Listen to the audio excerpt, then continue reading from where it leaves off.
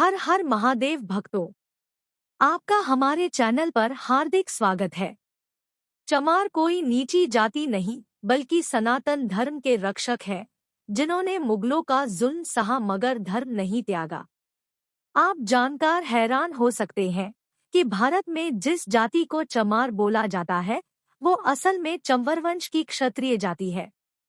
इतना ही नहीं बल्कि महाभारत के अनुशासन पर्व में भी इस वंश का उल्लेख है।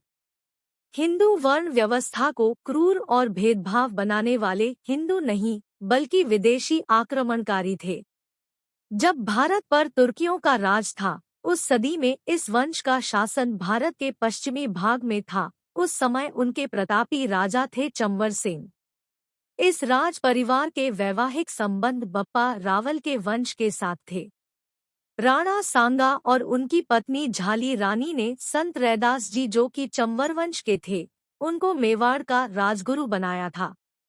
वे चित्तौड़ के किले में बाकायदा प्रार्थना करते थे। इस तरह आज के समाज में जिन्हें चमार बुलाया जाता है, उनका इतिहास में कहीं भी उल्लेख नहीं है। चमार शब्द का उपयोग पहली बार सिकंदर लोदी ने किया था। ये वो समय था जब हिंदू संत रविदास का चमत्कार बढ़ने लगा था। मुगल शासन घबरा गया। सिकंदर लोदी ने सदना कसाई को संत रविदास को मुसलमान बनाने के लिए भेजा। वह जानता था कि यदि संत रविदास इस्लाम स्वीकार लेते हैं तो भारत में बहुत बड़ी संख्या में हिंदू इस्लाम स्वीकार कर लेंगे। लेकिन उसकी सोच धरी की धरी रह गई। स्वयं सदना कसाई शास्त्रार्थ में पराजित हो कोई उत्तर न दे सके और संत रविदास की भक्ति से प्रभावित होकर उनका भक्त यानी वैष्णव हिंदू हो गए। उनका नाम सदना कसाई से रामदास हो गया।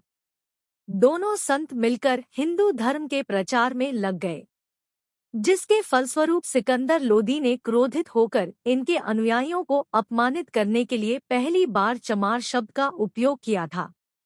उन्होंने संत रविदास को कारावास में डाल दिया।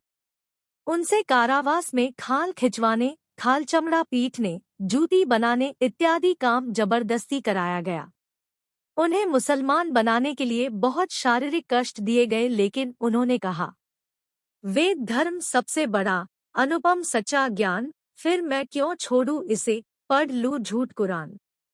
वेद धर्म छोड़ू नहीं, कोशिश करो हजार, तिल तिल काटो चाही, गोदो अंग कटार। यातनाएं सहने के पश्चात भी वे अपने वैदिक धर्म पर अडिग रहे और अपने अनुयायियों को विधर्मी होने से बचा लिया। ऐसे थे हमारे महान संत रविदास, जिन्होंने धर्म देश रक्षार्थ सारा जीवन लगा दिया। शीघ्र ही चंवरवंश के वीरों ने दिल्ली को घेर लिया और सिकंदर लोदी को संत को छोड़ना ही पड़ा। संत रविदास की मृत्यु चैत्र शुक्ल चतुर्दशी विक्रम संवत 1584 रविवार के दिन चित्तौड़ में हुई। वे आज हमारे बीच नहीं है, लेकिन उनकी स्मृति आज भी हमें उनके आदर्शों पर चलने हेतु प्रेरित करती है। आज भी उनका जीवन समाज के लिए प्रासंगिक है। हमें यह ध्यान रखना होगा कि आज के 600 वर्ष पहले चमार जाति थी ही नहीं। इतने जुल्म सहने के बाद भी इस वंश के हिंदुओं ने धर्म और राष्ट्रहित को नहीं त्यागा। गलती हमारे भारतीय समाज में है। आज भारतीय अपने से ज्यादा भरोसा वामपंथियों और अंग्रेजों के लेखन पर करते हैं। उनके कहे झूठ के चलते बस आपस में ही लड़ते रहते हैं।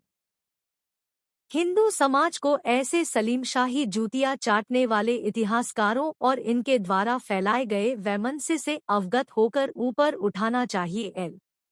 सत्य तो यह है कि आज हिंदू समाज अगर कायम है तो उसमें बहुत बड़ा बलिदान इस वंश के वीरों का है, जिन्होंने नीचे काम करना स्वीकार किया पर इस्लाम नहीं अपनाया। उस समय या तो आप इस्लाम को अपना सकते थे या मौत को गले लगा सकते थे या अपने जनपद प्रदेश से भाग सकते थे, या फिर आप वो काम करने को हामी भर सकते थे जो अन्य लोग नहीं करना चाहते थे। चंवर वंश के इन वीरों ने पददलित होना स्वीकार किया, धर्म बचाने हेतु सुअर पालना स्वीकार किया, लेकिन मुसलमान धर्म स्वीकार नहीं किए। नोट: हिंदू समाज में छुआछूत, भेदभाव, ऊंच नीच का भाव था ही नहीं। ये सब कुरीतियां विदेशी आक्रांता अंग्रेज कालीन और भाड़े के वामपंथी हिंदू विरोधी इतिहासकारों की देन है।